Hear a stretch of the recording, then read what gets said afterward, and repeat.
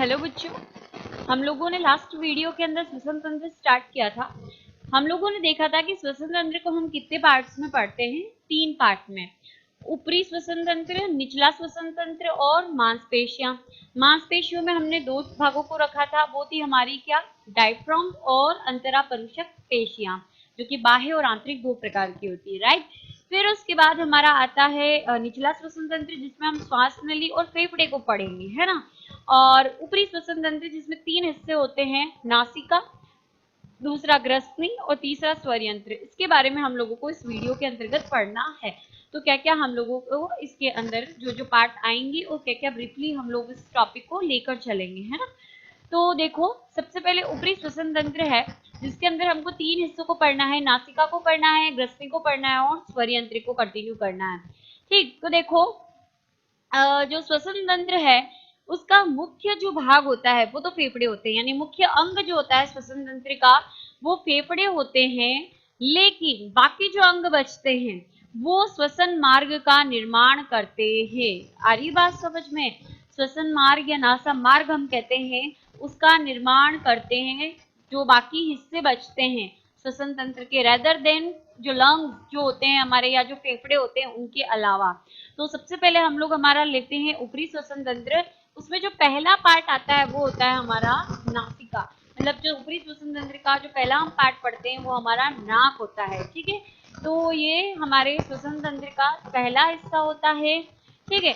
अब जो नासिका होती है वो नासा छिद्र उसमें पाए जाते हैं। इन नासा छिद्रों के द्वारा वायु क्या करती है, हमारे नासा मार्ग में क्या करेगी, प्रवेश करेगी।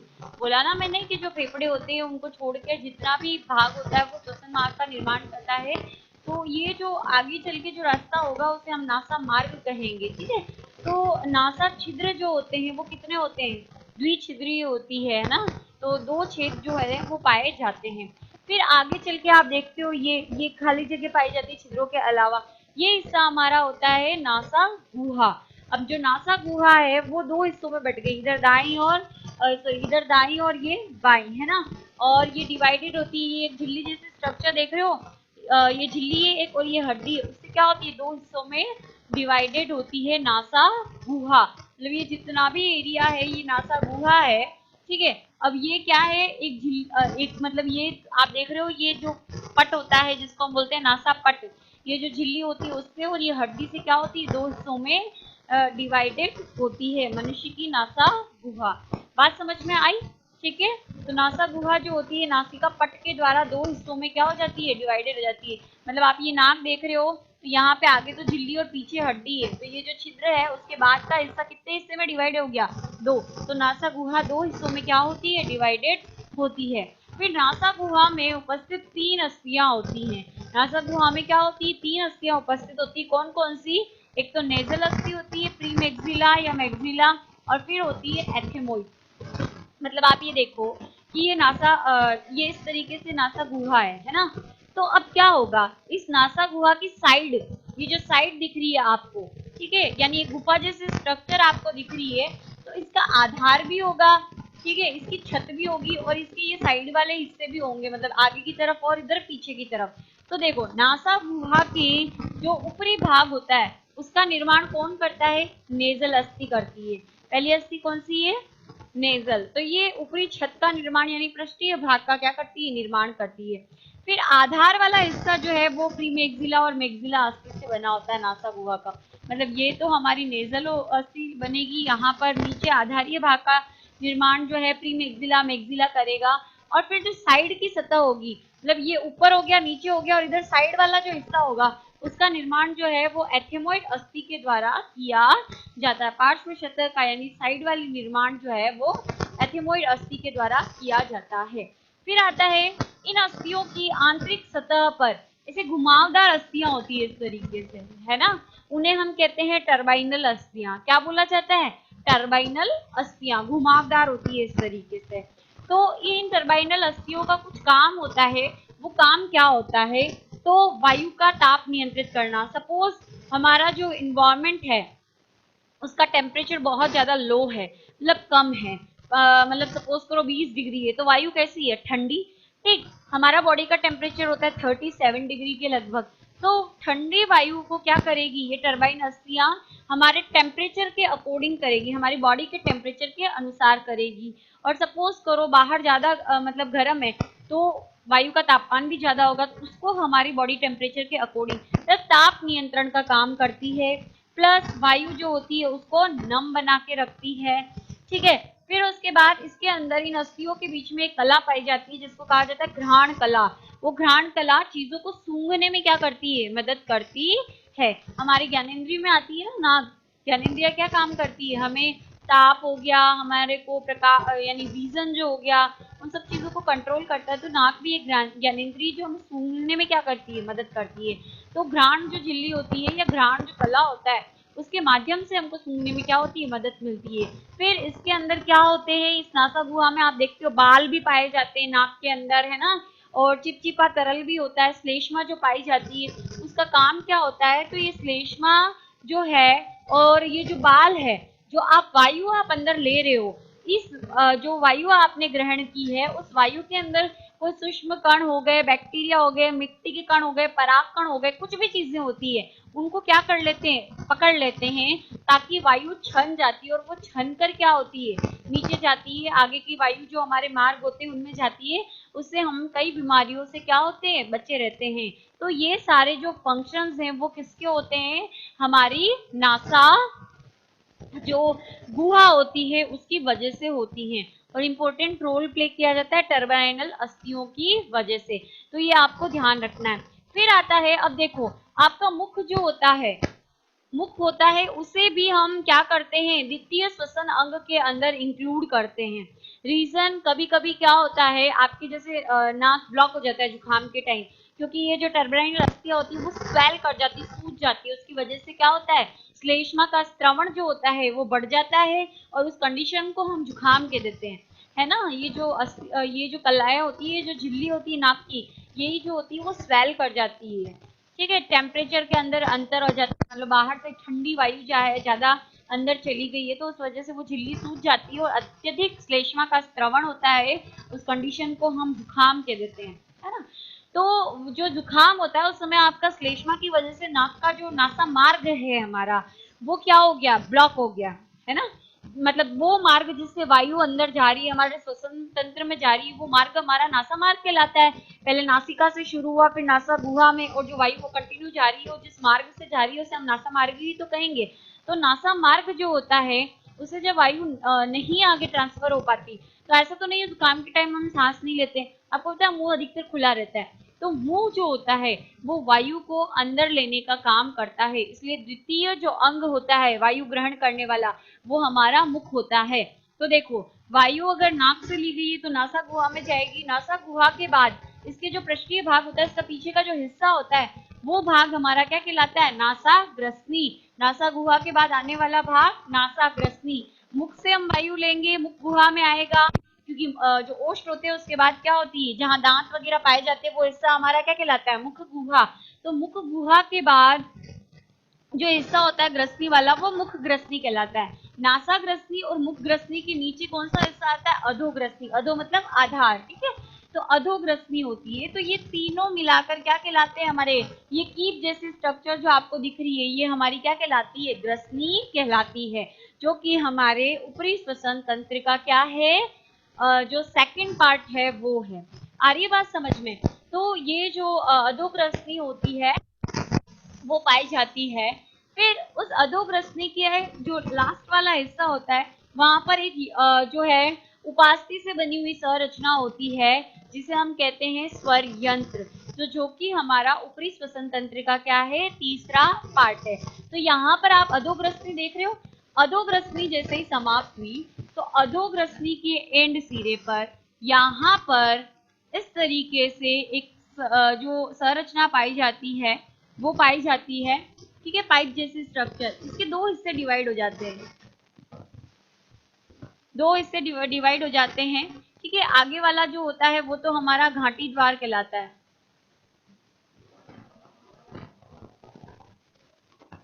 ठीक है। इसके ऊपर यहाँ पर एपिग्लोटिस पाया जाता है, और जो ये जो घाटी द्वार होता है ये आगे चलकर इसे पीछे जो है वो श्वास नली इससे जुड़ी हुई रहती है। आ रही है बात समझ में? घाटी द्वार के बाद क्या आ जाएगी आपके? श्वास नली आ जाएगी। और इस जो श्वास नली है उसके अग्र हिस्से पर हमारा क्या पाया जाता है? स्वर यंत्र। और पीछे की तरफ हमारी क्या पाई जाती है? आहार नाल पाई जाती है। क्या पाई जाती है? आहार नाल पीछे की तरफ पाई जाती है। और ये जो श्वास नली होती है उसके अग्र सिरे पर, यानी सपोज ये श्वास नली है, मैं पीछे आहार नाल को नहीं लेके चल रही हूँ, पीछे की तरफ आहार नाल होती है और आगे की तरफ जो पाइप होता है, यानी आपकी अधोग्रसनी आते ही दो अधोग्रसनी एंड से दो हिस्सों में डिवाइड हो जाती है। आगे तो होगी श्वास नाल और पीछे की तरफ होगी आहार नाल। आहार नाल में क्या जाएगा? भोजन। और श्वास नाल में क्या जाएगा? वायु। तो ये जो श्वास नाल होती है उसके आगे वाले सिरे पर हमारा स्वर यंत्र क्या होता है? पाया जाता है। ठीक है, तो अब स्वर यंत्र क्या होता है, कैसी स्ट्रक्चर होती है, कौन कौन सी उपाधियां प्रेजेंट होती है, वो हम लोग पढ़ेंगे।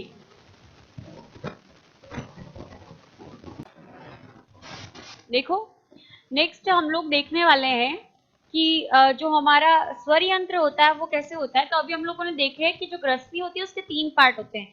कौन कौन से होते हैं बेटा? नासा ग्रसनी जो नासा गुहा के बाद आता है, मुख ग्रसनी जो मुख गुहा के बाद आता है, और अधोग्रसनी इन दोनों के थोड़ा सा नीचे। ठीक है, अब इस अधोग्रसनी के नीचे वाला हिस्सा जहां पर स्वर यंत्र पाया जाता है उसे कंठ ग्रसनी के नाम से भी जाना जाता है। ये चीज ध्यान रखना, उसे क्या बोला जाता है? कंठ ग्रसनी। किसका? अधोग्रसनी का वो हिस्सा जहां पर स्वर यंत्र पाया जाता है। तो अधोग्रसनी में क्या होता है, जैसे ये अधोग्रसनी है, ठीक है, तो इसके यहाँ पर नीचे वाला जो पृष्ठीय सतह आती है, मतलब इतना मान के चलो, यहाँ पर क्या होता है? 2 छेद पाए जाते हैं इस तरीके से। आगे वाला कहलाएगा घाटी द्वार और पीछे वाला कहलाएगा निगल द्वार। पीछे वाला क्या कहलाएगा? निगल द्वार। और ये आगे वाला क्या कहलाएगा? घाटी द्वार। ठीक है, घाटी द्वार जो है उसमें आगे चलकर जो पाइप जैसी स्ट्रक्चर बनेगी वो होगी हमारी श्वास नली। समझ आ रहा है? और ये जो पीछे वाला ढक्कन है, जो छिद्र है, उसको हम क्या कह रहे थे? निगल द्वार। निगलना, खाने को निगलते हैं ना, तो निगल द्वार। तो यहाँ जिससे जो पाइप जैसी स्ट्रक्चर निकलेगी वो हमारी ग्रास नली होगी। पढ़ाया हमने पाचन तंत्र में, समझ में आ गया? अब इन दोनों के बीच में एक ऐसी स्ट्रक्चर होती है जिसको हम एपिग्लोटिस कहते हैं। पढ़ा है? एपिग्लोटिस का क्या काम होता है? ढक्कन जैसी स्ट्रक्चर, कि जैसे ही हम क्या करेंगे? खाना लेंगे, तो ये ढक्कन किसको बंद कर देगा? इस घाटी द्वार को, इसको ढक देगा, इस खड्डे को, ताकि भोजन कहाँ नहीं जाए? श्वास नली में नहीं जाए। भोजन कहाँ जाए? सीधा ग्लास नली में जाए। तो ये एपिग्लोटिस इन दोनों के बीच में पाया जाता है। तो ये जो श्वास नली होती है, इस श्वास नली के आगे वाले हिस्से में रूपांतरित होकर, यानी ये जो श्वास नली का आगे वाला हिस्सा है वो ही अपनी स्ट्रक्चर चेंज करता है। रूपांतरित होने का मतलब अपनी संरचना में परिवर्तित करता है। और किसका निर्माण करता है? स्वर यंत्र का निर्माण करता है। ठीक है, अब स्वर यंत्र है उपास्थि से बनी हुई संरचना है।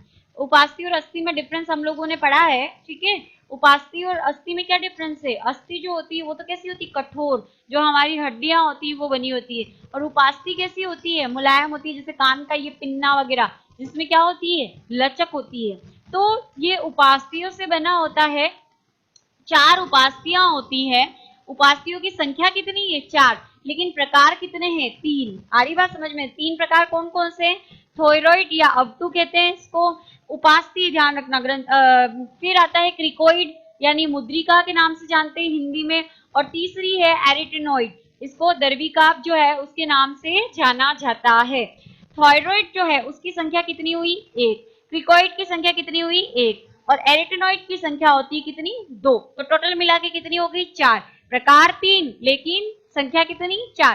तो 4 उपास्थियों से मिलकर बनी होती है। देखो कहाँ कहाँ होता है, बीच में आप ये एपिग्लोटिस देख रहे हो, ये आपको दिख रही है कंठ अस्थि। यहाँ पर हमारे जो हड्डी होती है पाई जाती है जिसे हम कहते हैं कंठ अस्थि, तो वो हड्डी हो गई। उसके बाद यहाँ पर ये देख रहे हो आपको, ये थायराइड आपकी उपास्थि है वो प्रेजेंट है।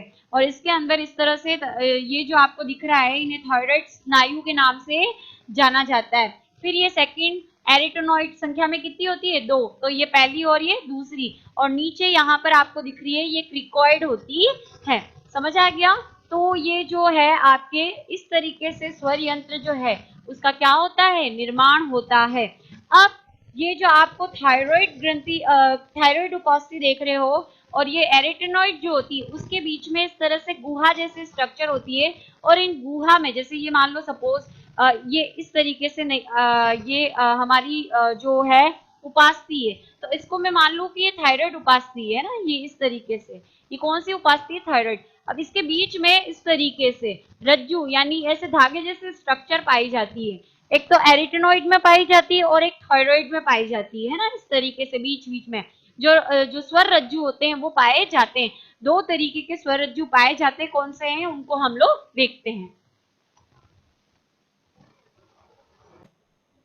देखो यहाँ पर अभी हम लोग बात कर रहे थे कि जो थायराइड होती है और एरेटिनॉइड जो अस्थि होती है उसमें क्या पाए जाते हैं? स्वर रज्जु पाए जाते हैं। थायराइड तो ये वाली हो गई और क्रिकोइड ये वाली होगी, ठीक है। तो अब ये जो मान लो थायराइड है तो इसके अंदर आप ये जो गुहा जैसे स्ट्रक्चर देख रहे हो ना, इसको हम बोलते हैं कंठ कोश। क्या बोलेंगे? कंठ कोश। और इसमें क्या पाए जाते हैं? इस तरीके से रज्जु पाए जाते हैं जो कि दो जोड़ी होते हैं, मतलब टोटल कितने होते हैं? चार होते हैं ना। तो अग्र, इनका नाम क्या है? अग्र या कूट रज्जु, दूसरा है पश्च या वास्तविक रज्जु। वास्तविक रज्जु जो होते हैं लचीले, सफेद और क्रियाशील होते हैं, इनमें कंपन होता है तो ध्वनि उत्पन्न होती है। और अग्र जो होते हैं यानी आगे वाले जो होते हैं उन्हें लचकहीन, गुलाबी और अक्रियाशील रज्जु कहा जाता है। और ये क्या करते हैं? इन आगे वाले यानी ये जो पश्च वास्तविक रज्जु हैं उनको ये आगे वाले रज्जु क्या करते हैं? सहारा प्रदान करते हैं, मजबूती प्रदान करते हैं। आप अंदर सांस लेते हो और वायु को वापस ऊपर की तरफ फेंकते हो तो ये जो ध्वनि जो हमारा वास्तविक रज्जु होते हैं या पश्च रज्जु होते हैं, इनके अंदर जो है वो क्या होती है? कंपन होती है। और कंपन की वजह से क्या होता है? ध्वनि जो होती है वो उत्पन्न होती है। आप अगर वायु ज्यादा वेग से लोगे तो तेज आवाज आएगी, वायु का वेग अगर कम होगा तो ध्वनि कैसी होगी? लो पिच वाली होगी, कम होगी आवाज, ठीक है। तो इस तरीके से होता है। ये हमारा जो ऊपरी श्वसन तंत्र है वो कंप्लीट होता है। इसके बाद हम लोग जो पढ़ने वाले हैं वो है हमारा निचला श्वसन तंत्र, जिसमें हम श्वास नली का विभाजन कैसे होता है वो पढ़ेंगे और फेफड़े जो है उनकी संरचना पढ़ने वाले